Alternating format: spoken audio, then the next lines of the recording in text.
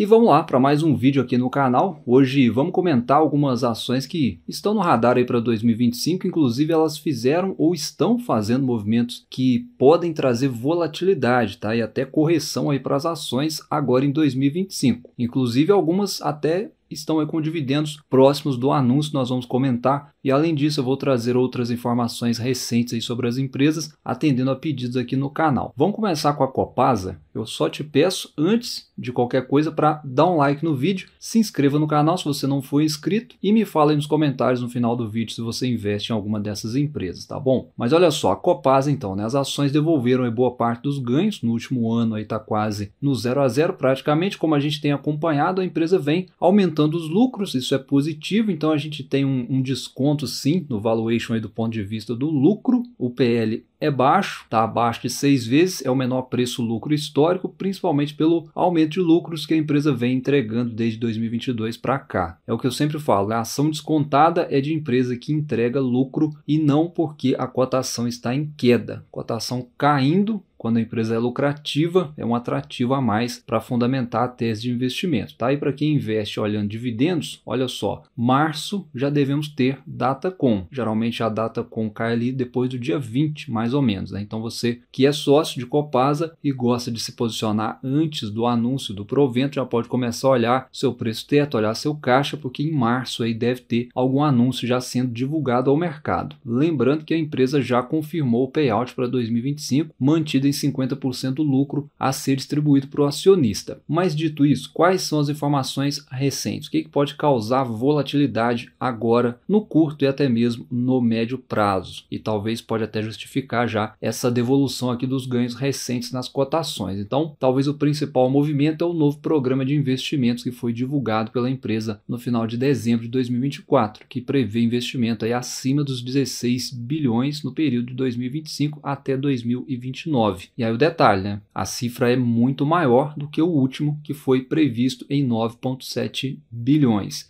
E aí é aquela história, né? Juros subindo em 2025, né? Que pode pressionar o endividamento da empresa e até mesmo os lucros. Então, o mercado já trabalha com a possibilidade de lucros menores para a empresa, né? Pelo aumento dos investimentos, consequentemente, a alavancagem. Do lado positivo, é importante entender que as empresas precisam investir, principalmente as empresas de infraestrutura e utilidade pública, tá? Porque ficar postergando investimento nesse setor é o barato que sai caro lá na frente. Aí, lá em 2028, 2029, tudo dando certo, a empresa entregando os projetos que ela se propôs com esse CAPEX, é perenidade para a empresa se mantendo. Ela vai seguir muito mais forte, pronta para mais uma pernada ali de colheita, né? Como eu gosto de chamar, com bons dividendos e mais crescimento.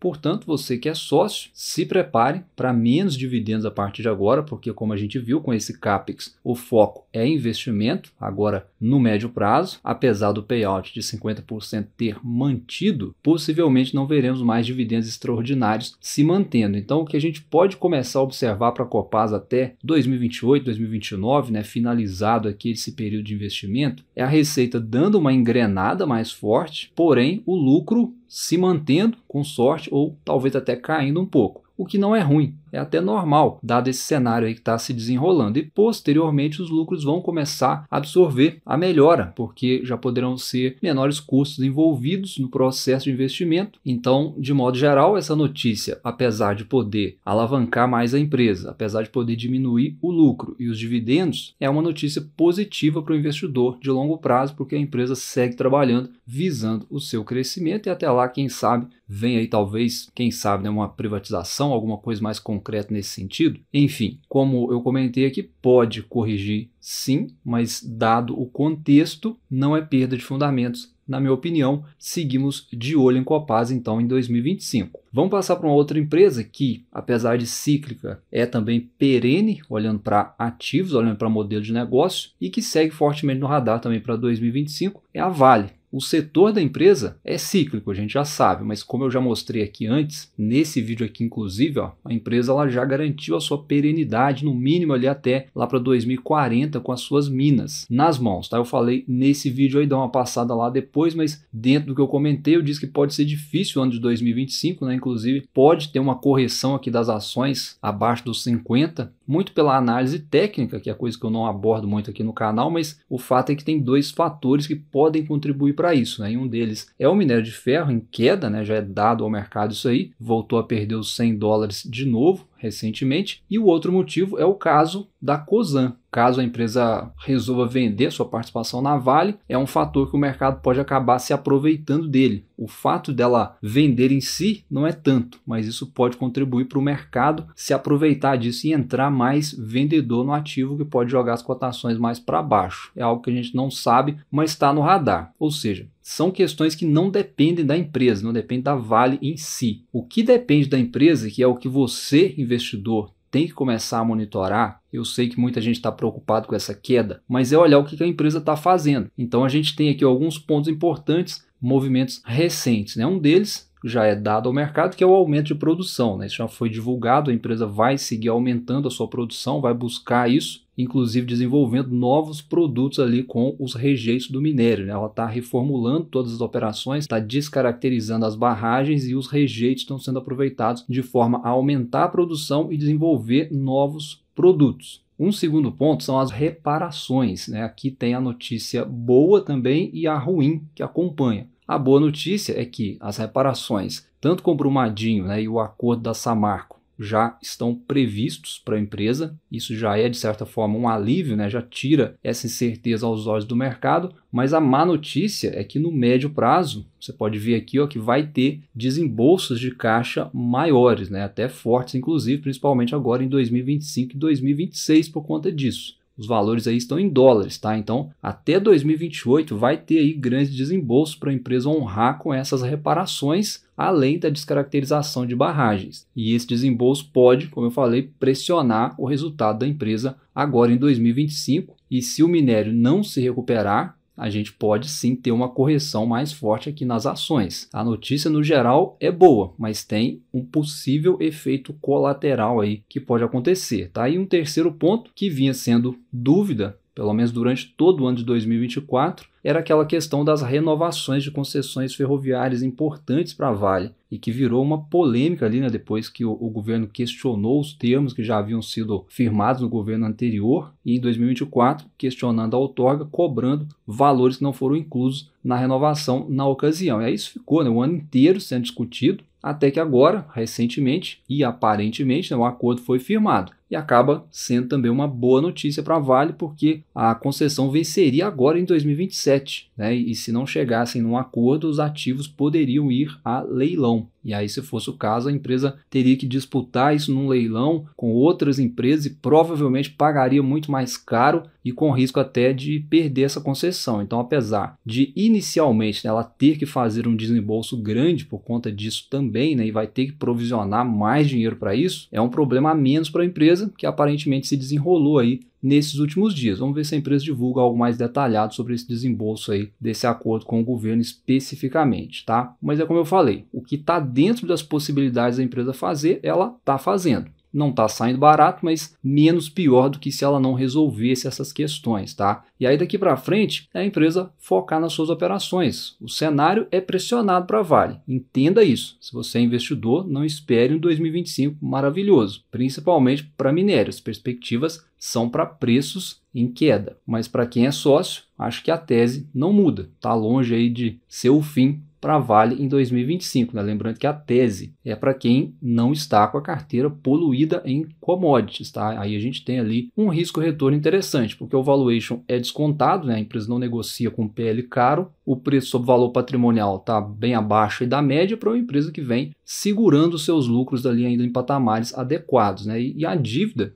que hoje é problema para muita empresa na bolsa, vem se mantendo no controle, né? Empresa de commodity é mais difícil para o mercado comprar a tese em ciclos de baixa, mas o balanço aqui da Vale segue muito forte. E já para quem busca dividendos, as estimativas aí são para algo em torno de 8 a 9% nessas cotações. É mais uma empresa então para ficar de olho, porque deve ter data com inclusive no mês de março, né? Então até o mês de fevereiro ali, se faz parte da sua estratégia, já é colocar no radar, olhar seu caixa, olhar preço teto, porque o dividendo está próximo, tá? E em se falando de Vale, podemos citar aqui também a CSN Mineração, que também está dentro desse contexto de correção das ações, de movimentos importantes. As ações não vêm performando bem, muito pela queda do minério principalmente, porém diferente aqui da Vale, o problema para a CSN Mineração é só mesmo preços do minério de ferro. E recentemente a CSN apresentou o seu CSN Day. E aqui eles divulgaram algumas perspectivas, né, que eu acredito que o mercado não esteja tão confiante, tá? Basta a gente olhar aqui para a queda das ações, não só da CSN, mas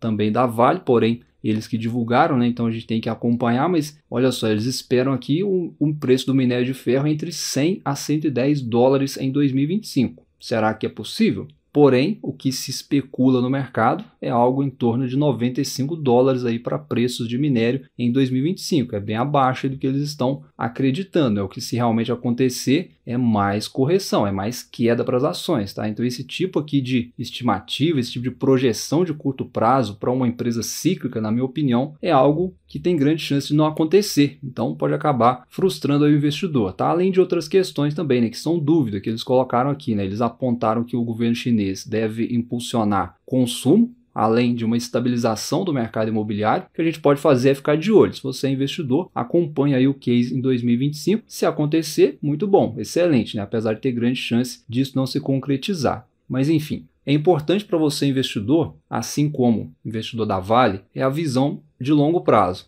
Tá? Então a gente vê aqui também que eles divulgaram no Investidor Day, é uma empresa que também segue acreditando no setor e na necessidade do minério de ferro para a economia. Então ela vem investindo em maior produtividade. A gente vê aqui as estimativas de aumento de produção e a planta de Itabirito é uma das promessas aí da empresa para mudar a empresa de patamar, inclusive com o minério de ferro de maior qualidade. E a previsão aqui para início das operações nessa mina em questão é 2027. Então é uma empresa que a tese de curto prazo ela segue incerta por causa de preço do minério e também investimentos em curso aí por parte da empresa. Mas dado o balanço da empresa que também segue sólido, assim como a gente viu com a Vale, né, a alavancagem aqui no caso da CSN Mineração negativa, com mais caixa do que dívida, conclui-se aí que ela vai seguir viva no mercado, independente de preço do minério em alta ou em baixa. Já para quem olha dividendos, ela vai seguir pagando, aparentemente, né? Apesar do payout elevado que ela tem praticado, dado esse cenário pressionado, os lucros podem vir menores, né? E consequentemente os dividendos também devem ser menores aí, pensando aí pelo menos no curto prazo em 2025, 2026. A empresa ainda estava com uma data com aberta, inclusive até esse último dia 6 de janeiro, para o pagamento aqui de 3 centavos, a ser definido ainda a data de pagamento. E agora, para quem está olhando o próximo anúncio, data com de novo deve ser só lá por volta do mês de abril ou mês de maio. Quem está estudando para comprar as ações, talvez não é um desconto tão óbvio como a gente observa na Vale,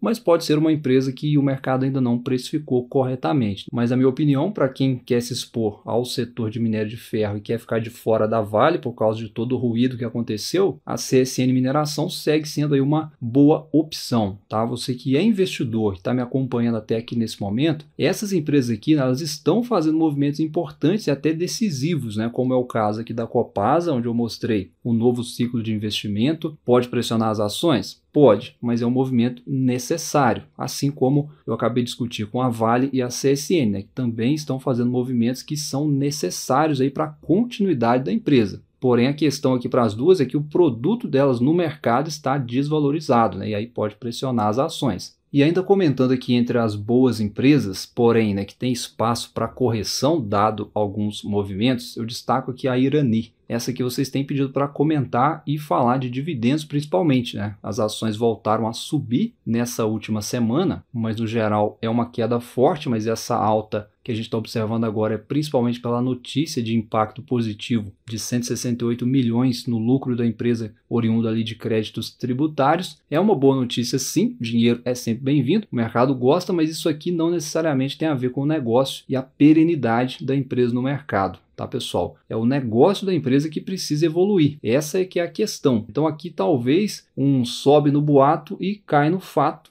se a perspectiva de negócio não mudar. Dinheiro é sempre bem-vindo, mas se o negócio não andar, as cotações vão continuar caindo. Então para Irani, qual que é o ponto de atenção? Ó? Dívidas subindo, olha só, e o EBITDA caindo. É tudo que uma empresa não quer, mas é o que possivelmente vai continuar acontecendo com a empresa em 2025, pelo menos do ponto de vista da dívida. E junto a isso, né, se os preços dos papéis, os produtos que a empresa fabrica e vende, se não melhorar no mercado, né, e principalmente se os custos da empresa não caírem, porque um dos vilões do resultado tem sido os custos com as aparas, conforme eu mostrei no último vídeo com a análise, se esses custos não caem, vai ter espaço aí para correção, porque a empresa vai seguir com os lucros pressionados, tá? Para quem perguntou de dividendos, vamos olhar rapidinho aqui a estimativa, ó, nesses preços atuais segue entre 6 a 7% em dividendos aí projetados. Março também deve ter data compra a empresa, tá? Ela tem praticado um bom payout, se eu não me engano, na faixa de 50% que ela distribui. Além disso, ela vem também fazendo a recompra de ações. Então, é uma boa empresa, mas a questão é que ela é muito dependente do cenário econômico brasileiro. E isso deixa ela como uma tese não defensiva para esses momentos incertos. E como os lucros estão caindo, a empresa começa a ficar cara, inclusive. É uma tese hoje bastante até indefinida, mas se você acredita, né, que a economia do Brasil vai retomar, é nesses preços em queda que você tem que olhar, que você tem que começar a se posicionar. É uma questão de opinião da sua parte em relação ao que você acredita para a economia do país, tá? E se as incertezas quanto à nossa economia persistirem, como eu falei, tem espaço para mais correção e mais quedas. Mas me fala, inclusive, se você investe em Irani, se você está confiante na retomada ou se você investe em alguma dessas outras. Por hoje, então, foi isso. Mais um vídeo comentado com algumas empresas que vocês pediram. Aí eu trouxe aqui a atualização com alguns movimentos recentes que essas empresas anunciaram e que sim, pode trazer mais volatilidade para as ações em 2025. Porém, é foco no negócio e seguir em frente, tá certo? Se você ficou até aqui, deixa um like no vídeo. Um abraço, bons estudos e até a próxima.